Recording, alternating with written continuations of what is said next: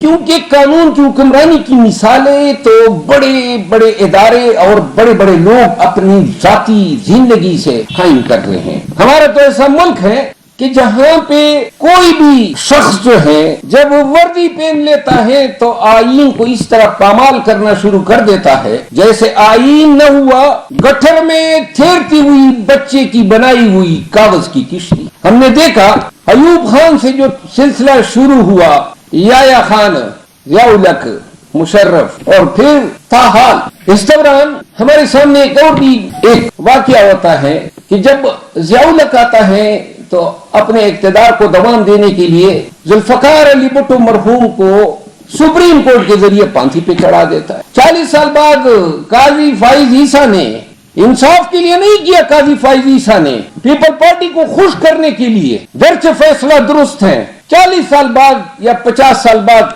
Supreme court کہتی ہے کہ جی وہ تو ظلم ہوا تھا. ایسا ظلم تھا؟ ظلم نہیں ہوا تھا، قتل ہوا تھا.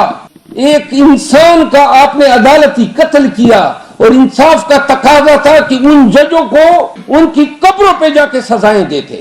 یہ انصاف کا تقاضا تھا. مشرف کو پھانسی کا آرڈر تو ہو گیا، مکافات عمل ہیں، اور جس نے اس فیصلے کو اڑایا وہی تھے نا وہ سپریم کورٹ میں جو جج صاحب جو ڈسگریس ہو کے چلے گئے، مظاہر علی اکبر نقوی، انہوں نے ڈکلیئر کیا کہ سرے سے وہ میکینزم ہی لیگل ہے جس کے تحت مشرف کو پھانسی کی سزا دی گئی. حالت کیا ہوئی اس جج صاحب کی؟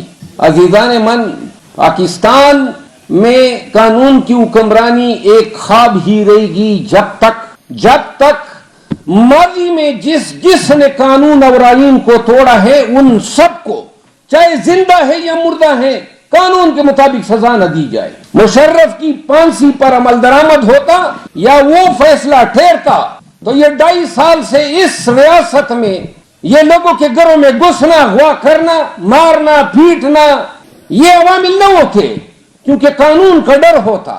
اور آپ اللہ کی شان دیکھیں کہ جو اپنے وقت میں ہر کوئی شخص طاقت کے بل بوتے پہ، چاہے وہ جرنیل ہو چاہے وہ جج ہو، قاضی فائز عیسیٰ کی تمکنت ابھی بھی ہم نہیں بھولے، اس کا تکبر، اس کی عوام کے ساتھ، وکلاء کے ساتھ بے رخی، بدتمیزیاں.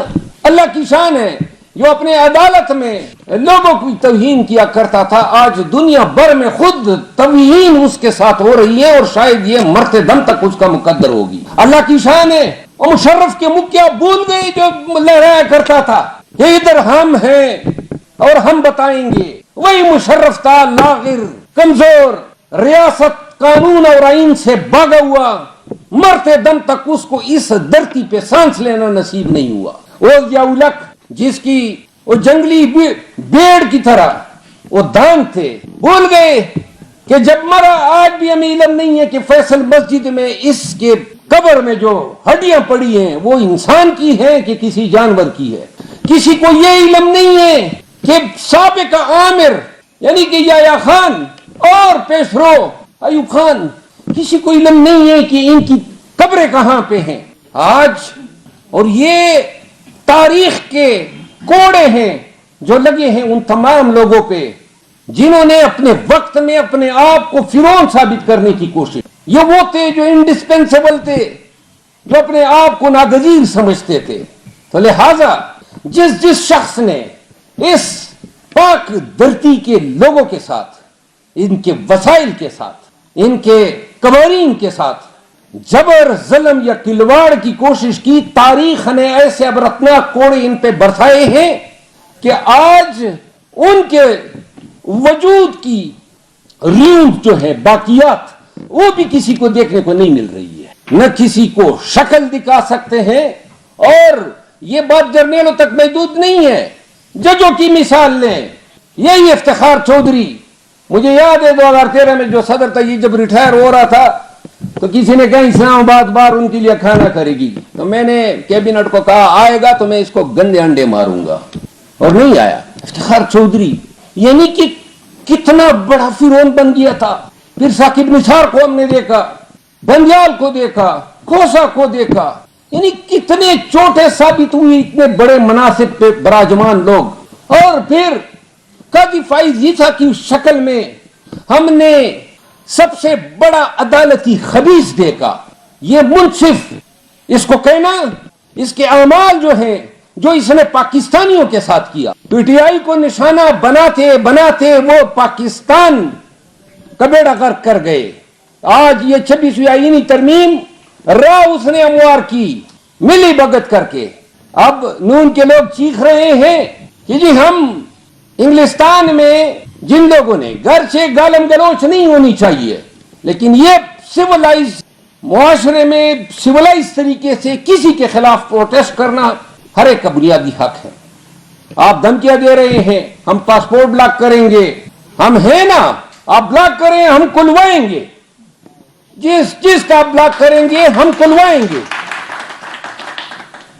اور سب کو یہ یاد رکھا جانا چاہیے جو آج مناصب پہ براجمان ہے، جس طرح وہ باجوہ کی فرانس میں شاید ویڈیو آئی تھی جب اس کو پڑھ رہی تھی گالیاں، اور یہ فائز عیسیٰ کو یہ درس لیں پاکستان کے قوانین کے ساتھ، پاکستان میں قانون کی حکمرانی کے ساتھ جو کھیلے گا عوام نے معاف نہیں کرنا ہے۔ تو لہذا پاکستان سموک کا شکار، سموک کھا رہا ہے۔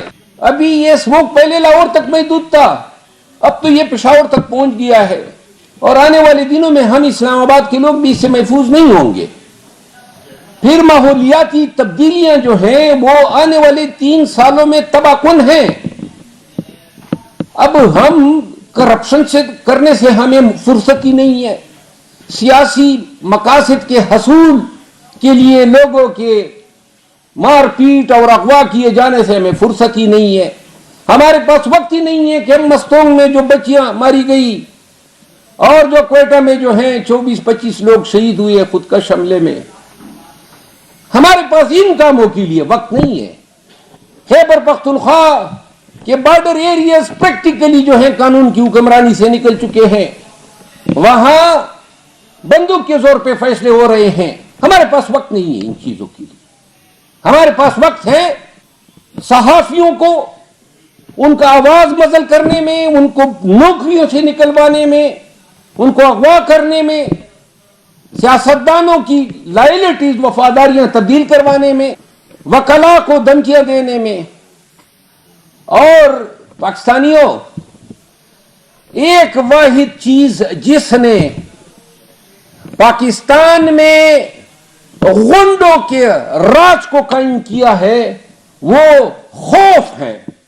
اس خوف کے بل بوتے پہ 25 کروڑ عوام جو ہیں ان کو زلخوں کی سٹیٹس تک محدود کر دیا ہے۔